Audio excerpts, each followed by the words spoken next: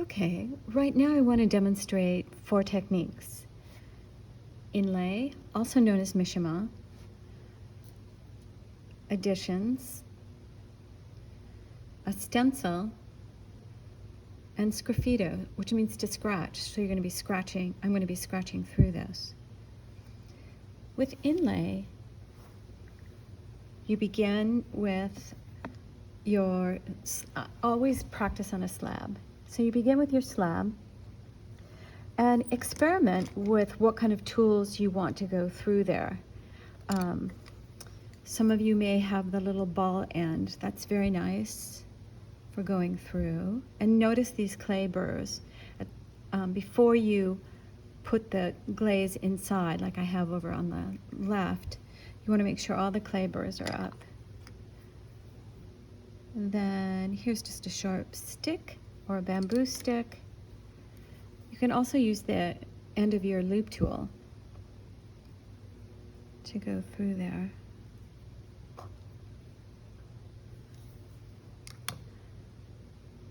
It doesn't have to be black. Any of your glazes can go into those. So then, some of you also will want to experiment with a really thin line. But if you do the thin line, don't have it going perpendicular or straight up and down, because it creates a lot of burrs.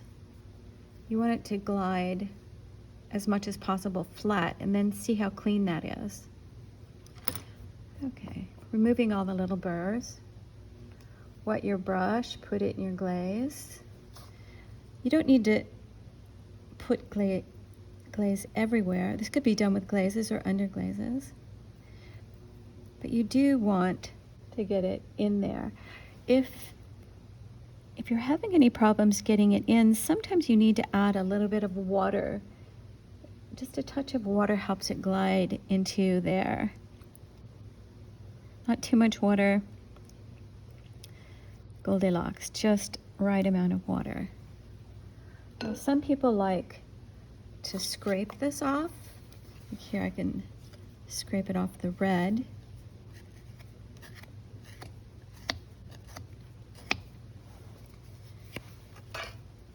I prefer to wipe it off.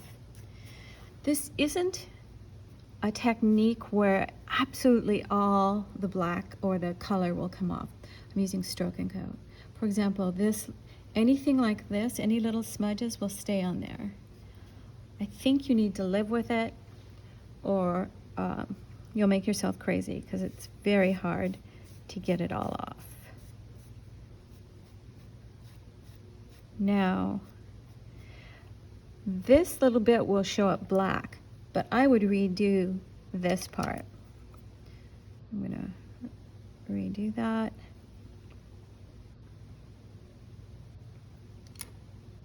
Your clay needs to be leather hard when you're doing this.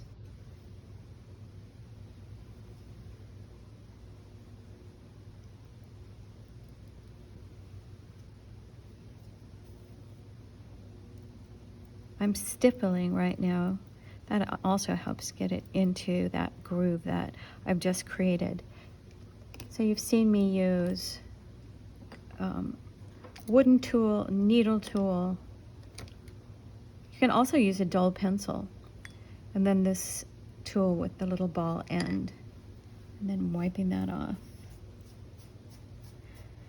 Now, it doesn't look like much is in there, but it will show up as a line, believe it or not. And then the red that I scraped off here, I'm just going to do a little finessing. So it's up to you. Do you want to scrape it off? Do you want to wipe it off? It doesn't matter.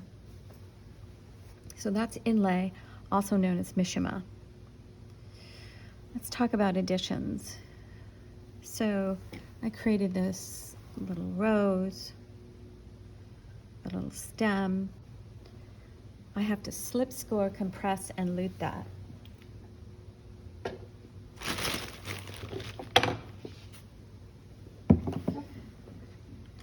You can use your needle tool. Make sure that the scoring is significant. otherwise it'll pop off in the kiln. The kiln will find all of your mistakes.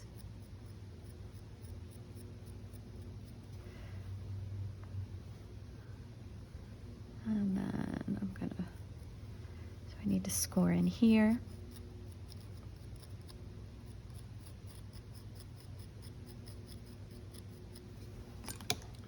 Add some slip.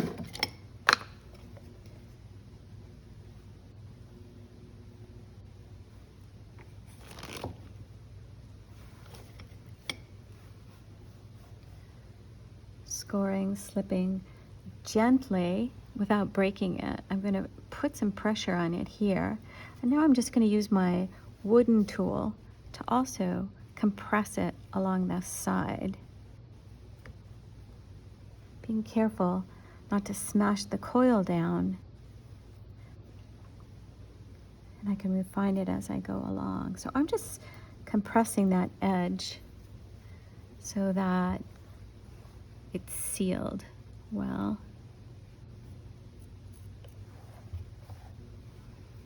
Both sides.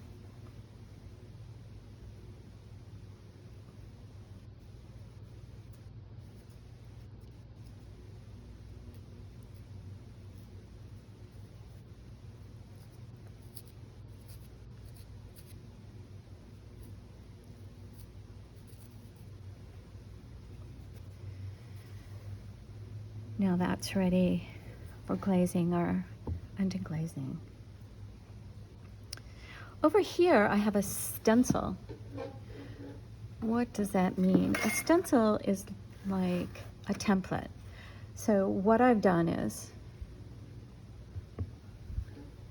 first I layered the glaze down there, or underglaze for advanced students. Then I just cut some little strips of paper. This could have been a stick or two, and I wet it, soaked it in water, and then I laid it on here and pressed it down. Oop.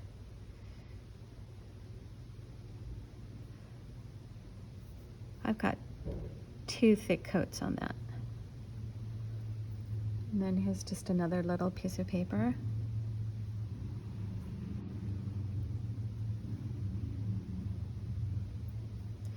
Now when you lay the second color on top of this, don't brush into this area. Don't try not to get it under there. You want it to go out, like this.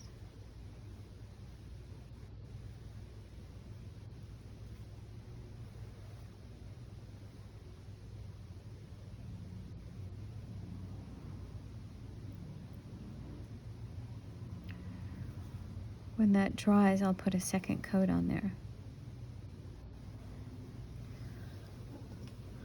I've already prepped this. Now I have to kind of remember where the little edge is, or you can see it slightly and gently pull that up.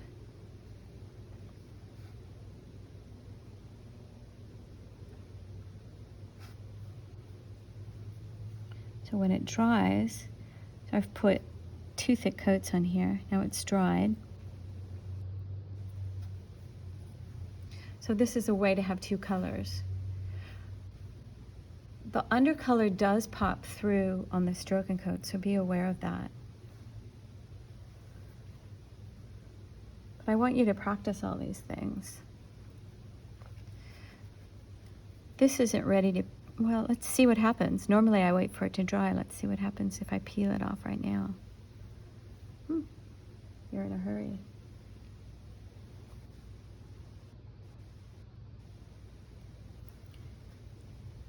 Oh, wrong place.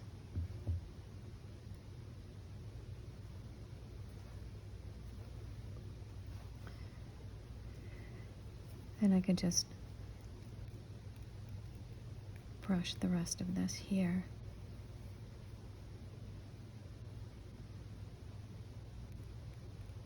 Two coats, minimally 2 thick coats.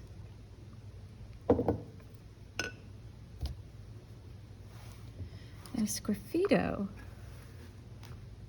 means to scratch. It's Italian. And I purchased this little loop tube from Zim Tools that I really like. So experiment with different types of lines.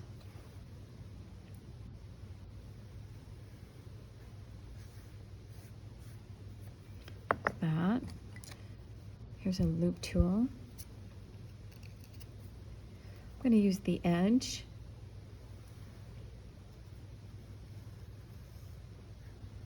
I could try to use the flat part too. For a wide sgraffito or a wide line. Needle tools, once again, try to keep it flat.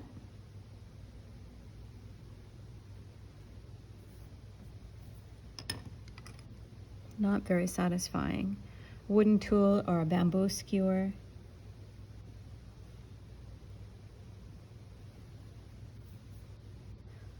So go ahead and experiment with various tools. This is Sgrafitto to scratch.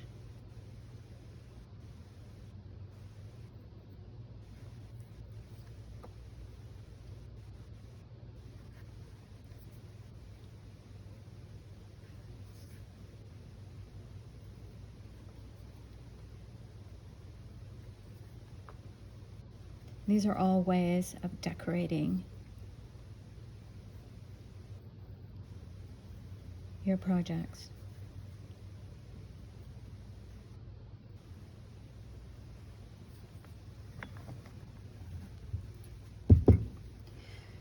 Now, if you want to go in on the outside, you don't have to glaze it. You could leave it the color of the clay.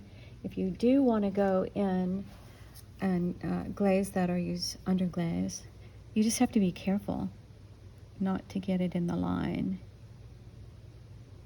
And remember, read the bottle, or know your directions, know your glazes, know your underglazes. One color, one coat isn't sufficient. You need 2 thick coats or multiple thinner coats.